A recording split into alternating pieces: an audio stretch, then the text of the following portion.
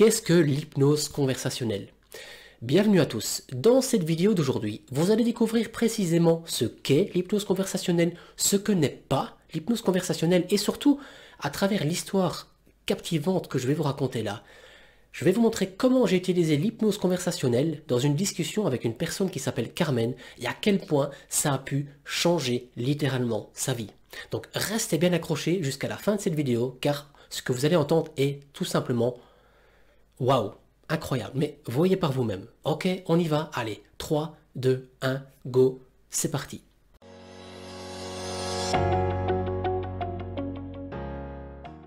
Alors figurez-vous qu'il y a quelques mois d'ici, j'ai été invité par mon ami Yann Sof. Si vous ne connaissez pas Yann Sof, c'est un grand spécialiste en développement personnel en Belgique. Et figurez-vous que, il y a quelques temps d'ici, j'ai été invité à son séminaire de développement personnel qui s'est passé à Bruxelles. Et en fait, j'avais comme rôle, si vous voulez, de noter, de débriefer sa performance scénique et de lui dire après quelques conseils au niveau de sa communication hypnotique, etc. etc. Et figurez-vous que donc le dimanche, le dernier jour de séminaire, il y a un monsieur qui vient me trouver pendant la pause et qui me dit, écoute Renaud, il s'appelait Abdel. Abdel vient me trouver et me dit, écoute Renaud, j'ai une amie à moi qui s'appelle Carmen qui est très très mal dans sa vie. Parce que elle a été rabaissée par son ex-mari durant toute sa vie, et maintenant, bien qu'elle soit séparée, si tu veux, elle n'arrive pas à prendre confiance en elle, elle a peur de parler en public, elle se sent bête, elle se sent observée tout le temps, elle a peur de ne pas être à la hauteur, de ne pas savoir quoi dire quand elle est avec les autres. Et Carmen était à côté de moi. J'ai dit, écoute Carmen, on va aller discuter ensemble, et Abdel, avant de me quitter, me dit, écoute Renaud, je sais que toi, tu as une réputation en Belgique de communicateur hypnotique d'exception, et il paraît qu'on dit de toi que, au bout d'une discussion de 10 minutes, tu es capable de changer la vie de quelqu'un. Alors, je ne savais pas quoi dire parce que c'est intimidant. En même temps, ça vous met une sacrée pression parce que vous avez, entre guillemets, 10 minutes, un quart d'heure pour parler à Carmen. Donc, vous voyez un petit peu le contexte de tout ça. Alors, j'amène Carmen dans un bout de la salle, on prend le temps de discuter, hein, d'accord, on se met à l'aise, etc. Donc, dans un premier temps, en tant que communicateur hypnotique, qu'est-ce que j'ai fait avec Carmen? Eh bien, je lui ai posé des questions sur elle-même, etc., etc. Et au bout d'un moment, qu'est-ce qui s'est passé? Je lui ai posé des questions, je me suis vraiment intéressé à elle. D'accord? Pourquoi s'intéresser à une personne? Parce que vous allez créer un cadre, une espèce de connexion, de confiance, de sympathie. La personne va vous voir sous l'angle d'une personne sur qui on peut compter. On se sent à l'aise, elle vous met en confiance, etc. Le but, c'est vraiment de faire baisser le facteur critique de la personne. D'accord? Donc ça, c'est vraiment poser des questions.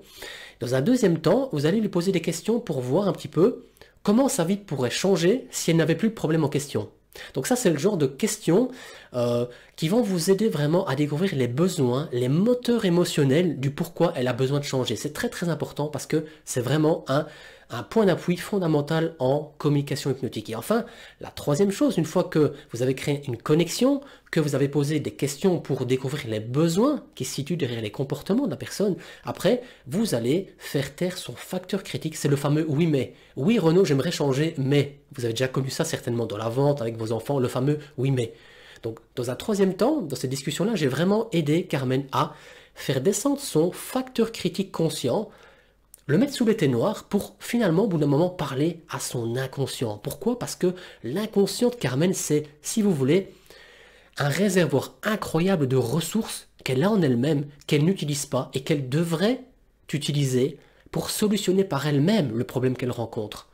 Alors, je vais vous redire dans les grandes lignes le dialogue que j'ai eu avec elle, donc je vais raccourcir ça, et vous allez voir les différentes étapes que je vous ai montrées maintenant. On y va? Allez, c'est parti. Bonjour Carmen, qu'est-ce que je peux faire pour toi?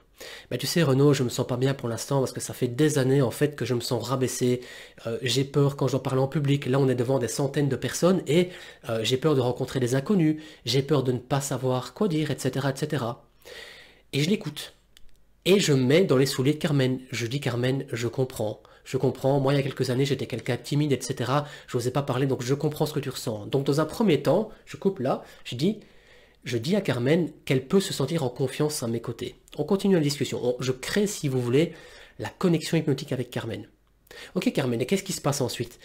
Elle me dit en fait, mon manque de confiance, ma timidité, ma peur du jugement des autres m'empêche d'aller vers les autres. Ça fait 10 ans que j'ai quitté mon mari, je n'arrive pas à retrouver une personne, je n'arrive pas à avoir une vie sociale normale parce que j'ai peur du jugement des autres, j'ai peur de ne pas paraître à la hauteur, etc. Et je sentais bien que Carmen glissait tout doucement dans un mini état dépressif. Vous savez, quand quelqu'un parle de ses problèmes, au bout d'un moment, elle descend, elle descend, elle descend, et elle se sent réassocier à ses problèmes. En fait, vous voyez dans la physiologie d'une personne qu'elle se sent pas bien quand elle parle de ses problèmes. Donc moi, en tant que communicateur hypnotique, dans un premier temps, c'est de capter l'attention et de la rediriger vers un état ressource, un état de bien-être. Donc qu'est-ce que j'ai fait dans ce moment-là? Je lui ai dit, Carmen, ok Carmen, je comprends. Et je me demande, Carmen, qu'est-ce qui se passerait selon toi si là maintenant, tu te sentais mieux dans ta peau, si tu arrivais à mieux communiquer avec les autres, si tu arrivais à retrouver une vie sociale normale? Là, j'ai touché une corde sensible. Pourquoi? Parce que je suis le barreur du navire et je redirige l'attention de Carmen vers une stratégie finalement pour la faire sortir de son état dépressif. Et là, elle s'est mise à penser. Et quand quelqu'un pense, ça se voit très fort au niveau de ses yeux, ça bougeait énormément. Elle disait, disons Renaud, si j'avais confiance en moi, je pourrais peut-être davantage sortir le week-end, peut-être rencontrer des gens. Et là, j'ai commencé à faire une espèce de ping-pong verbal. J'ai reformulé exactement avec ses mots et son intensité les mots qu'elle me disait. Retrouver quelqu'un, ressortir les week-ends, c'est bien ça. Oui, c'est ça, Renaud. Et Carmen, qu'est-ce qui est vraiment important pour toi dans le fait de ressortir les week-ends, dans le fait de revoir des gens? C'est important pour moi, Renaud, parce que ça me permettrait de pouvoir revivre. Ça te permettrait, Carmen, de pouvoir revivre. De pouvoir revivre, Carmen. Donc là, je fais une petite pause. Qu'est-ce que je fais? Je fais un ping-pong verbal et en même temps, je reformule des mots particulièrement importants pour Carmen. Pouvoir revivre. Et en refaisant ce ping-pong verbal, finalement, je suis dans un mode de suggestibilité. J'offre une suggestion à Carmen de pouvoir revivre. Pouvoir revivre. Et Carmen, ça ferait quoi pour toi de pouvoir revivre? Et là, elle commençait à réfléchir parce que, en posant des questions comme ça, je vais aller, si vous voulez, puiser dans l'inconscient de Carmen pour voir exactement c'est quoi ses moteurs émotionnels, qu'est-ce qui est important pour elle dans le fait de pouvoir revivre. Et là, elle commence à réfléchir. Et vous voyez que la personne, elle rentre en introspection. Et qui dit introspection dit état de suggestibilité, dit état de transe hypnotique. Elle commence à réfléchir. Ça me permettrait sans doute d'être heureuse. Ça vous permettrait sans doute d'être heureuse, Carmen. D'être heureuse. Et là, j'ai vu que sa physiologie commençait à changer, d'être heureuse. Et j'appuyais sur les mots-clés, être heureuse. Pouvoir revivre. Pouvoir revivre, Carmen. Donc à ce moment-ci, qu'est-ce que je fais? Carmen commence à être en transe hypnotique en 2 minutes chrono. Pourquoi? Parce que j'ai créé un état de suggestibilité par un moment d'introspection hypnotique. Et là, j'ai vraiment réactivé chez elle des besoins, des moteurs émotionnels très forts. Et j'ai vu dans la physiologie de Carmen qu'elle commençait à changer.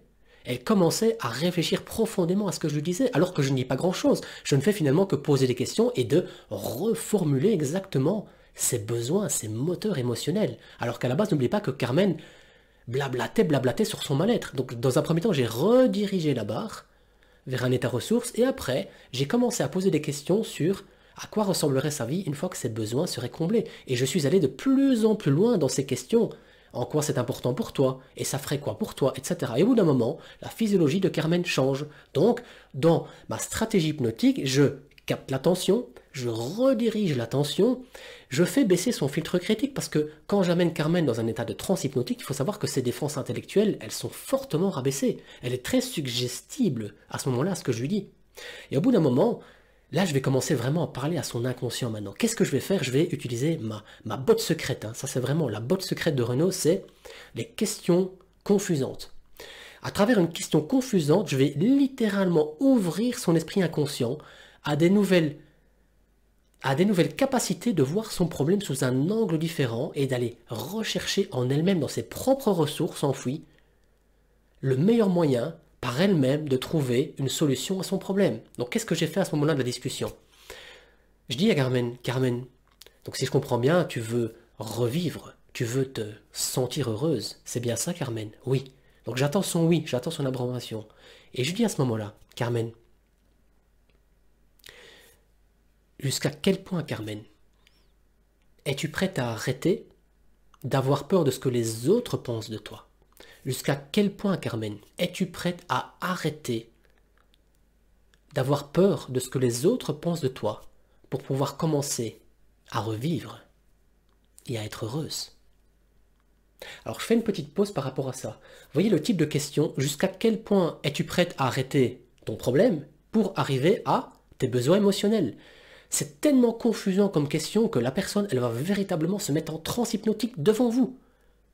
Sa respiration va commencer à être modifiée, les veines de son cou vont commencer à battre plus fort, ses pupilles vont se dilater, son visage va commencer à se figer, elle est en introspection hypnotique profonde. Et qu'est-ce que je fais à ce moment-là? Par la confusion, je vais littéralement ouvrir son esprit inconscient à aller chercher en elle-même le meilleur moyen d'arrêter finalement d'arrêter de se sentir jugée par les autres quand elle est en public, jusqu'au point où elle se sentira heureuse. Et elle se sentira finalement libre d'être elle-même. Est-ce que vous voyez la puissance de ce stratagème-là en 10 minutes chrono? Donc j'ai laissé parler Carmen, etc. Et elle commençait à me dire, en fait, elle commençait à se vendre elle-même ce qu'elle devait faire pour sortir de là. Alors que pendant des années, elle a toujours été dans le « oui mais, j'aimerais bien, oui mais ». Et au bout d'un moment, Carmen me dit, peut-être commencer, Renaud, à aller dans des endroits où je ne connais personne et peut-être essayer de parler un petit peu avec les gens. Qu'est-ce que je fais comme elle est en transe hypnotique? Je répète ces mots sous forme de suggestion. Commencez à parler avec les gens. Commencez à parler avec les gens. Et elle me répète, commencez à parler avec les gens. Et je lui dis, Carmen, qu'est-ce que tu pourrais faire là dans les prochains jours pour commencer à parler avec les gens? Et elle réfléchit. Donc en fait, elle négocie avec elle-même la solution qu'elle n'a jamais su trouver pendant des années. Et ça a duré 10 minutes chrono. Et au bout d'un moment, au bout de la discussion, Carmen, elle s'est mise à pleurer. Elle s'est mise à pleurer. Et elle me dit, Renaud, j'ai jamais eu une discussion comme ça. Ça a été incroyable. Vous savez, là, vous êtes en train de m'écouter, mais l'histoire, elle n'est pas finie, en fait. Vous savez qu'à la fin du séminaire, il y avait un exercice dans la salle de gratification, de gratitude. En fait, chaque personne dans la salle devait prendre, en fait, une petite feuille et écrire un mot à quelqu'un de l'assemblée, à quelqu'un pour lui donner, en fait, lui offrir de la gratitude, d'avoir partagé avec elle un bon moment, etc. Donc c'est une sorte de « je te dis merci pour ceci », d'accord? Donc chaque personne dans la salle devait donner cette petite carte à quelqu'un, d'accord? Et au bout de cet exercice-là, il y a quelqu'un qui est venu me trouver. Et c'était Carmen, d'accord? C'était Carmen. Maintenant, je vais vous lire un petit peu ce que Carmen m'a mis là. Renaud, sur la ligne du temps, il y a un point 0, d'accord? Après, il y a un point 1, qui représente le début de notre rencontre, un point lumineux, toi. Une évidence, une solution et même une résurrection. Un point 3 commence maintenant, et gratitude de la vie. Tu es extraordinaire, Renaud. Il faut savoir que ça fait des mois que j'ai gardé cette carte-là, en fait, d'accord? Ça fait des mois que j'ai gardé cette carte-là. Alors, vous êtes en train de m'écouter, vous pourriez vous dire, l'hypnose conversationnelle, c'est quoi? Bien les amis, l'hypnose conversationnelle, c'est un outil extraordinaire qui va vous permettre de transformer la vie de celles ou ceux que vous allez croiser sur votre chemin de vie. Alors, peut-être que dans votre vie, vous allez rencontrer des Carmen, des Georges, des Khaled, peu importe. Qui sait un jour? Peut-être que vous aussi, vous serez ce Renaud qui va changer la vie de cette Carmen. Alors, d'abord, j'aimerais bien que vous réagissiez à ce que vous venez d'entendre dans cette vidéo pour voir un peu en quoi ça vous touche. Et est-ce que vous avez maintenant une idée précise de ce qu'est véritablement l'hypnose conversationnelle? D'accord? J'aimerais vraiment bien avoir des retours de commentaires sur cette vidéo parce qu'elle est importante à mes yeux. Et si vraiment ce que vous avez entendu là comme histoire vous touche, je vous invite simplement à cliquer sur le lien ci-dessous pour découvrir les fondations de l'hypnose conversationnelle sous la forme d'une vidéo d'1h30 offerte par mes soins, dans laquelle vous allez vous transformer en communicateur hypnotique qui, à votre tour, pouvez vous aussi transformer la vie des Carmen, la vie des Daniel, la vie des Ahmed que vous allez rencontrer dans votre vie. D'accord? Donc, si vraiment vous voulez devenir quelqu'un d'hypnotique, je vous invite à cliquer sur le lien ci-dessous pour me rejoindre et devenir un communicateur hypnotique extraordinaire. D'accord? Je vous dis merci de m'avoir suivi dans cette vidéo. À